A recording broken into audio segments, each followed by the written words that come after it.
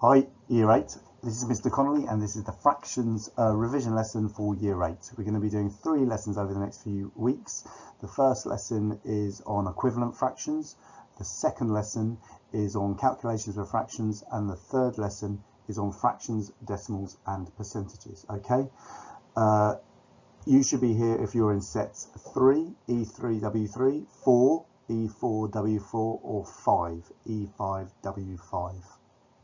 Okay, if at any point you want to pause the video and have a go at some of the questions, then that's fine. If you want to see me go through one of the answers first and then pause the video, that's also fine. You can pause the video at any point to have a go at the questions. All right, on the next page there's going to be a starter which we're going to have a go at, and so we'll start from there. Okay, here is our starter. From the numbers below on the green tiles, I want you to find 3 multiples of 7, 4 factors of 30 and 5 prime numbers. There are more than you need, okay, so you might be able to find more than what I've asked, okay, but that's what I want you to find. So if you want to pause the video now and have a look for those numbers. Okay, first of all we're going to find the 3 multiples of 7. Okay, they are 7, which is 1 times 7, 42, which is 6 times 7, 28, which is 4 times 7, 35, which is 5 times 7, and 21, which is 3 times 7. Now for the factors of 30. In numerical order, they are 1, 2, 5, 6, and 10. I wonder if you managed to find all 5 there. And then the 5 prime numbers, remember a prime number is one that has exactly 2 factors, 1 and itself. Okay, they are 2, the only even prime number, 7, 5, 23, 17, 19 and 31. Alright, so before we go on, I'm just wanting to have a think about what we're going to be doing today. We're going to be doing the first objective down there, if you look at the list of objectives, which will be to able to simplify fractions and identify equivalent fractions, including mixed numbers and top-heavy fractions.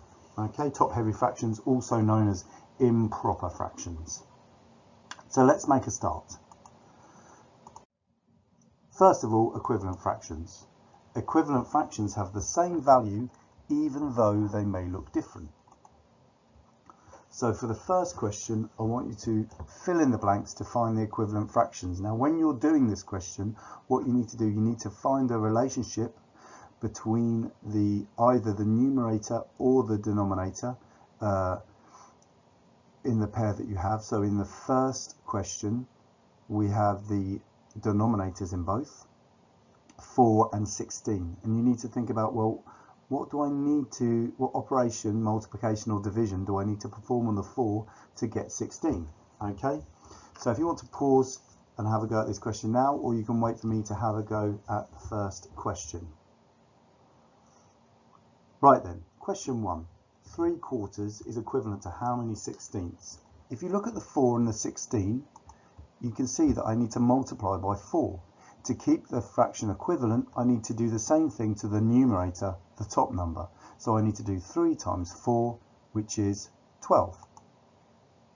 And you can see that on the diagram as well. You can see that 3/4 is the same as 12/16. It's the same proportion.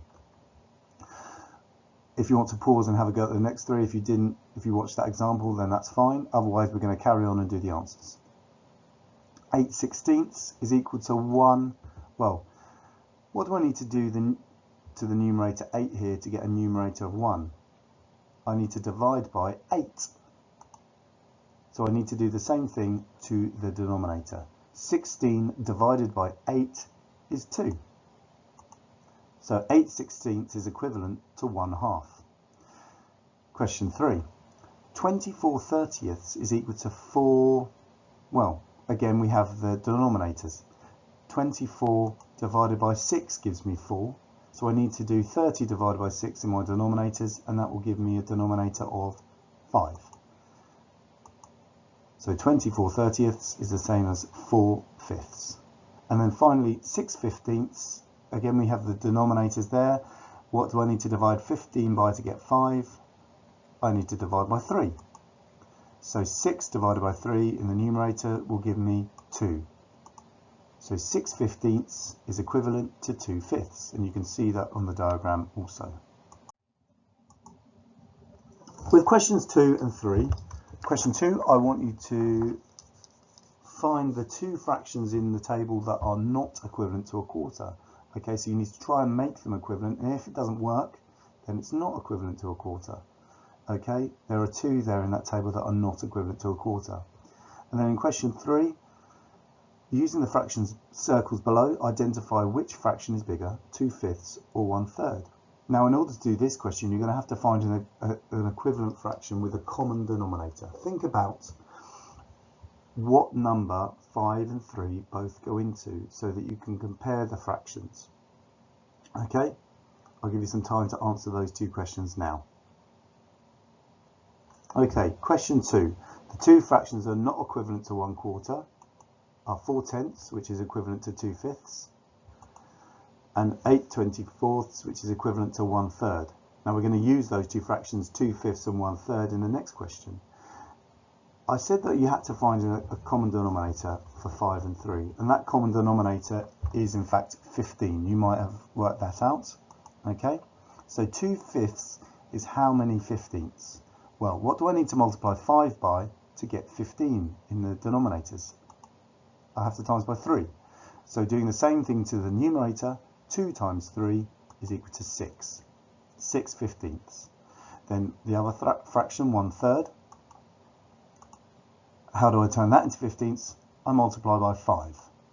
1 times 5 gives me 5/15. So you can see 2/5 is 6/15, 1/3 is 5/15, so that means 2/5 is bigger. Question 4. Put the following fractions in increasing order of size. Now, here when you're answering this question, again, like question 3, you need to find a common denominator that those 4 fractions go into. So think of a number that 15, 3, 6 and 5 go into, and that will be your common denominator. Okay then, let's have a go at this question. All of those numbers go into the number 30. Okay, so how do I get 15ths into 30? Well, 15 times 2 is 30, so I have to do the same thing to the numerator. 11 times 2 is 22 30ths. The next fraction, 2/3. What do I multiply 3 by to get 30? 10. Doing the same thing to the numerator, 2 times 10 is equal to 20. 5/6 into 30ths, I need to times by 5. 5 times 5 is 25, so 5/6 is 25 30ths. Then 3/5 into 30ths, I need to times by 6. 3 times 6 in the numerators gives me 18 30ths. So now that all of my fractions are out of 30, it's very easy to put them into order. However, I need to use the original form of the fraction, not the equivalent fraction, in order to put them in order. So the smallest one there is 18 30ths, so I move the 3/5 is my smallest fraction. The next biggest is the green one, 20 30ths, which is 2/3. The next smallest is the blue fraction, 22 30ths, which is 11 15ths. And the largest fraction is 5/6, 25 30ths. There we go, all in order from smallest to biggest. Okay, now we're going to do simplifying fractions, which is very similar to equivalent fractions. A fraction in its simplest form, when you can't find an equivalent fraction with smaller numbers, okay? And what simplifying fractions helps to do, it helps us, the simpler a fraction is, the easier it is for us to grasp what that actually means. So it's easier for us to grasp a half than 17 out of 34, for example. Okay, so I've got 3 sets of questions here. In order to simplify these, you need to find a number that goes into the numerator, the top number, and the denominator, the bottom number. You then need to divide those through by that number to get your simplest fraction. Okay? If you want to watch me do the first few and then pause, you are most welcome. Okay? But I'm going to give you time to pause the video and have a go now if you want to. Okay, let's have a go at the first row A through D and see how we're doing. So 6/10. Now I know that they're both even and that 2 will go into both those, so I can halve them. So if I do 6 divided by 2, I get 3. 10 divided by 2, I get 5. So that's 3/5. 9/12. Well, they're both divisible by 3. If I divide top and bottom by 3, I get 3/4. C, 6/14. They're both even. I can halve them, and so they will become 3/7. 12/15. Both divisible by 3, so it becomes 4/5. Okay, if you want to pause now and have a go at the rest of the questions, you can. Otherwise, I'm going to continue answering these questions. E, they're both divisible by 10 because they both end in 0, so they simplify down to 4/9. F are both divisible by 5 because one ends in 0 and one ends in 5, so that becomes 2/5. 7/21 is divisible by 7, becoming 1/3, and 20 out of 32 is divisible by 4, becoming 5/8. 16 out of 28 is divisible by 4, becoming 4/7. 18 out of 90 is divisible by 18, becoming 1/5. 30 out of 42 is divisible by 6, becoming 5/7. And 15/40 is divided by 5, becoming 3/8. Okay, let's move on. Improper fractions and mixed numbers. Improper fractions and mixed numbers are two different but equivalent ways of showing the same amount.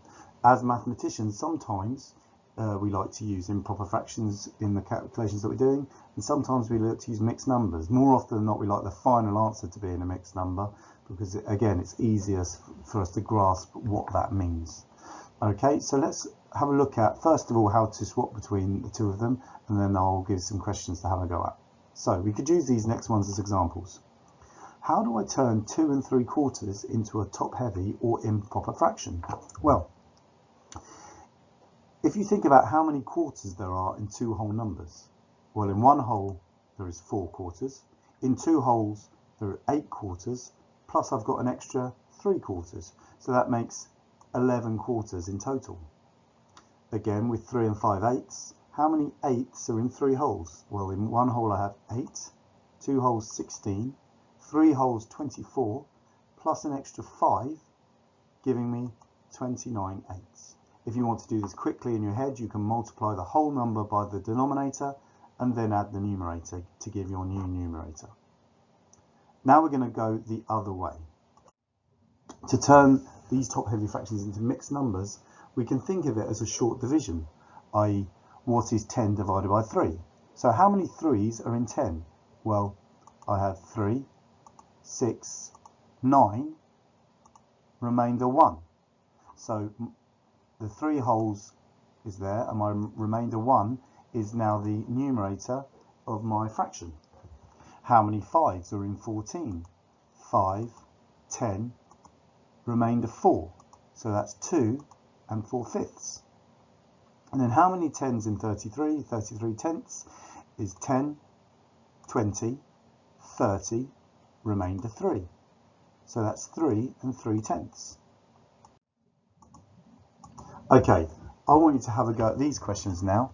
Question 3 is convert these mixed numbers into improper fractions. Question 4, convert these improper fractions into mixed numbers.